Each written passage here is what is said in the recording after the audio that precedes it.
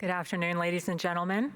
Please join me in welcoming Meja Örtengren to the interview room here at Augusta National.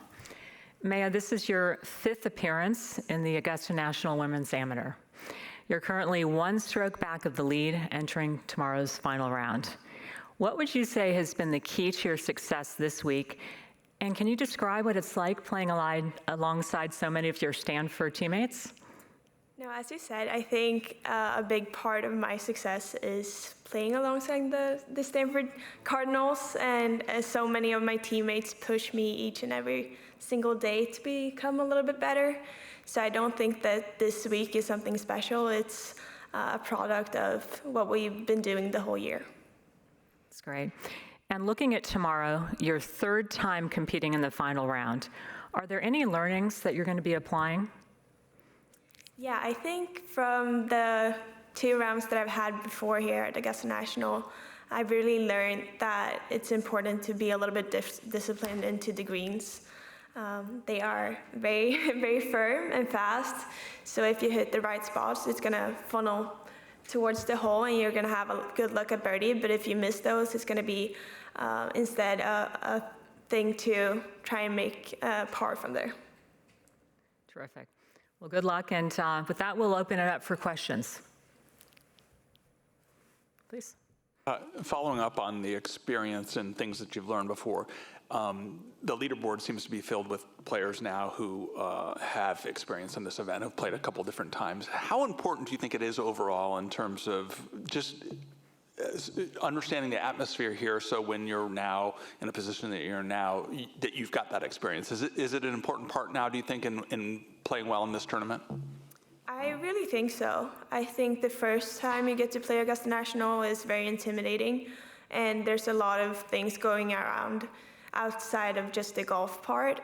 So I think you need maybe at least a year to get to go around Augusta twice and see how it's really like in competitive settings. But for me and myself, I think I've learned a little bit every single year, and I now feel more comfortable of playing at such a big stage. Jill? How well do you know Asterisk, and what do you think it'll be like playing with her in the final group tomorrow? I've played with her a few times before at some AGGA events, and we also had a dinner at Stanford with some of the incoming recruits that are verbally committed to Stanford, and it was so nice to meet her, but I don't know her that well, but it's going to be so much fun playing with her, and I know she's an amazing player, so it's going to be a good battle with her and the other competitors. Cameron? A couple times before that you made the cut and you have this off day in between competitions, how much have you had to adjust just your mental focus for when you have to take a day away from competition before you get ready to play again tomorrow? I think especially this year, I've tried to be more intentional with this day off.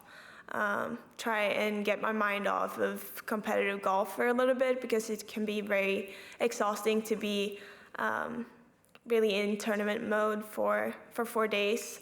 So I've been trying to switch my focus a little bit, take some time off, and enjoy my time with my family here at Augusta National. Luis? What's the biggest challenge to adapt your game between Champions Retreat and then playing in Augusta? Champions Retreat is tough, but so is Augusta National. I think it's more tight from the tee here at Augusta National, so that is definitely going to be a key part for success here at Augusta National. But I think Champions Retreat is a good preparation for how it's going to be hitting approaches into the greens, because it's very tough out there as well. So yeah, I think it's a good test. Mostly tee shots, I would say. Juan? So you were saying what happened this week with Stanford here is the product of what you've been doing all year. So can you describe what you've been doing all year?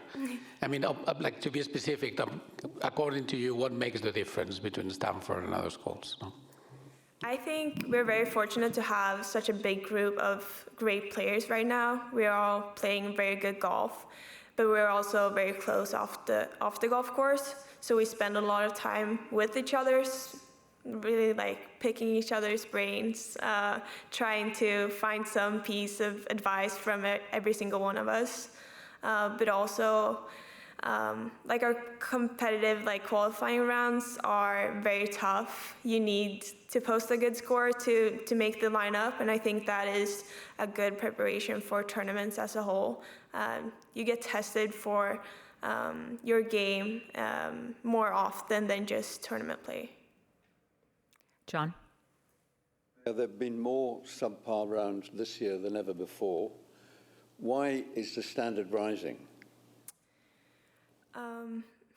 First and foremost, I think Champions Retreat has not been really that much easier than before.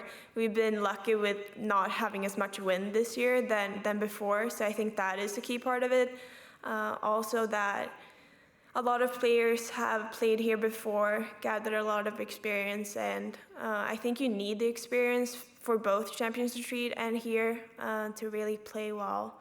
So I think that is part of it also. And what is the most pressure you've ever experienced on the golf course? And what did you enjoy about it? And what did you not like about it? It would probably be coming down the stretch at Hills Open, the Ladies European Tour event that I played this summer in Sweden. I had a big lead and then feeling like it kind of slipped away from me a little bit, and it happened quite fast.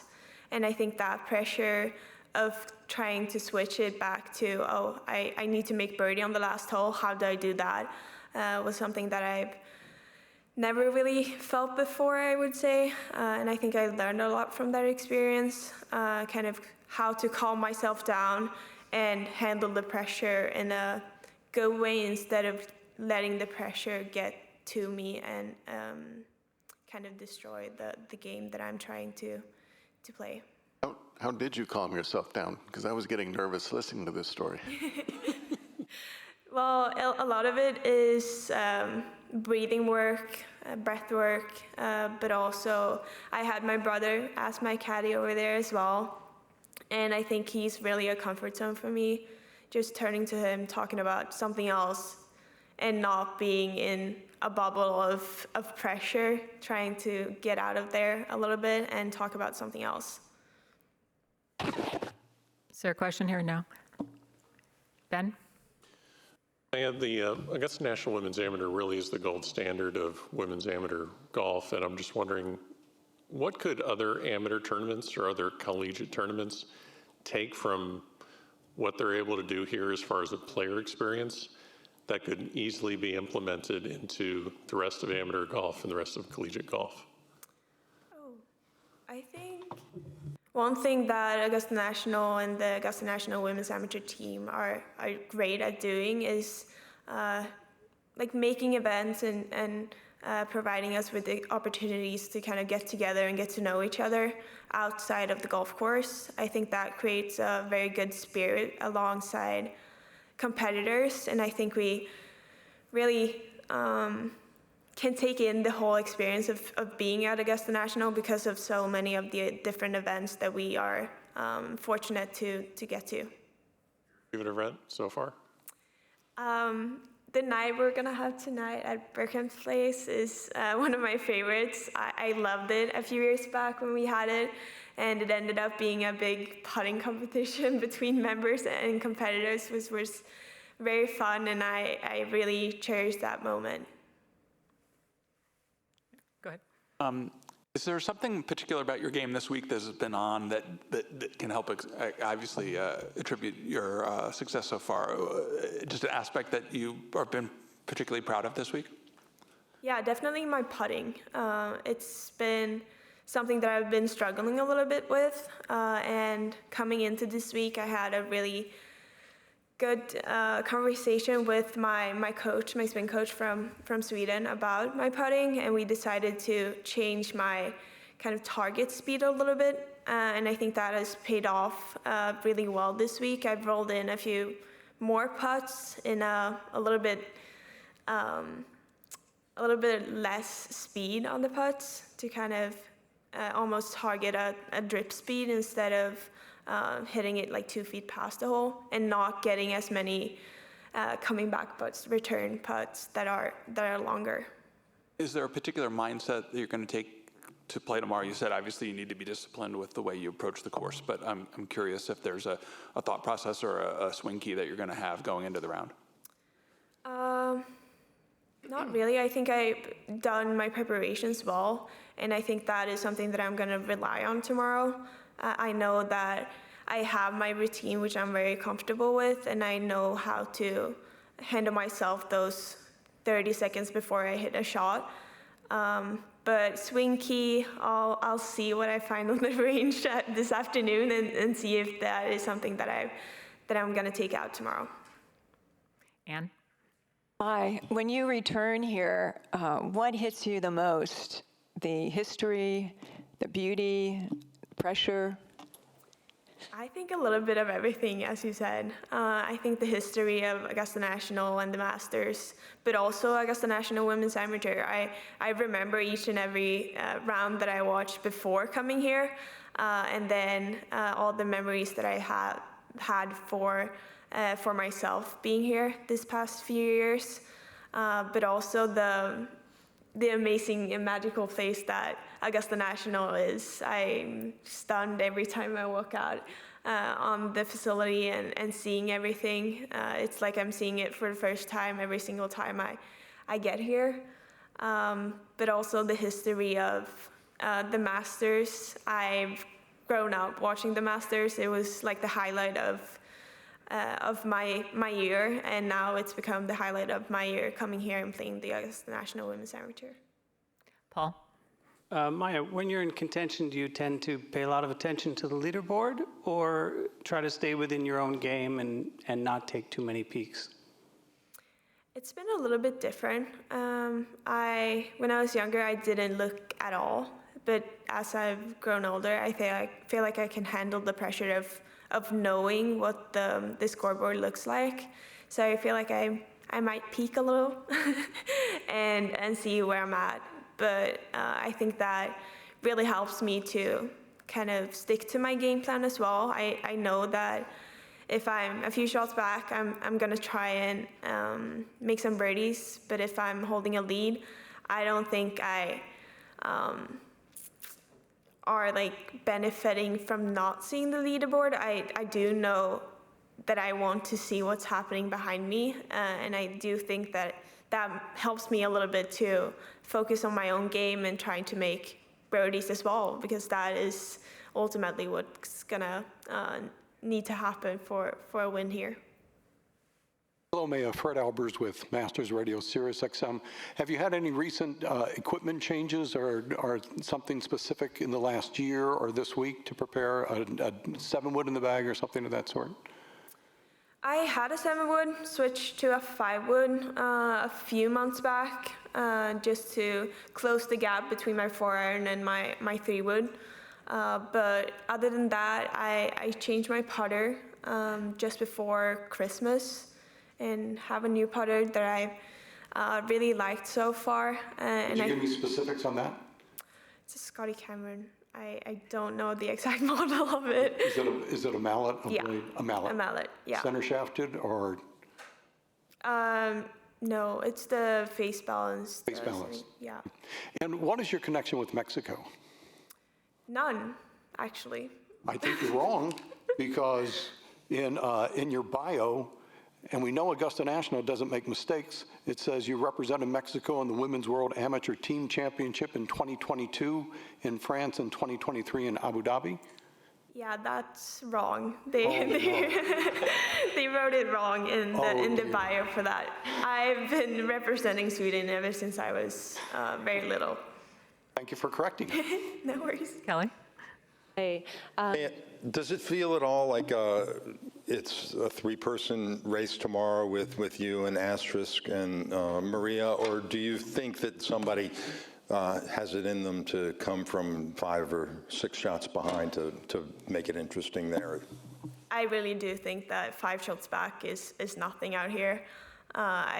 We've seen some low scores here before, especially last year, and I think getting a low score here can really put pressure on the leaders. And as we've seen so many times in the Master, anything can happen here. So I don't think that 5 shots is crazy to see someone coming from behind and taking it. Kelly? You played 2 of the top courses out here the last 2 days. How would you compare and contrast them, especially with the conditions going into tomorrow? They're very different visually, I would say. I don't think that they're that much different playing. They're both very hard and difficult courses. But as I said before, I think the tee shots here are a little bit tougher than Champions Retreat. But same thing towards the greens. It's very hard with the approaches, and you need to be disciplined and playing smart to some spots that are not very close to the pins always. Try and find a flat part of the green and try and hit that one, even if it's 7 meters left or right of the pin. Meg? How was your practice round today, and did anything stand out to you on the course? It was a great practice round. I love getting out here and seeing the course again. I don't think that there were too many new things about it. I was happy to see that the greens were very firm. It's going to be a good challenge tomorrow for all of us, but it was just nice to see the course again and hit many of those putts that we've seen players hit before, and I know that some of them might be mine tomorrow. And did your brother caddy for you the last 2 times that you played the final round? Not the first time, but last year he did. Donnie? You mentioned earlier that it probably takes about a year or 2 coming through here to really sort of break out the nerves a little bit of just the grandeur of it all here. I'm curious, do you still feel that that pressure, the nerves, or once you get out there, it'll really hit you then? I feel a little bit more comfortable coming into this tournament this year than before, but I also know that I'm going to be super nervous on the first tee tomorrow, and I really do feel the pressure of this event. I don't think that the pressure is ever going to really disappear from this event. It's such a prestigious amateur event that we all look forward to each and every year. So I don't think that it's gonna change, even though you are here for the 8th or 9th time. So just 2 more questions, Scott.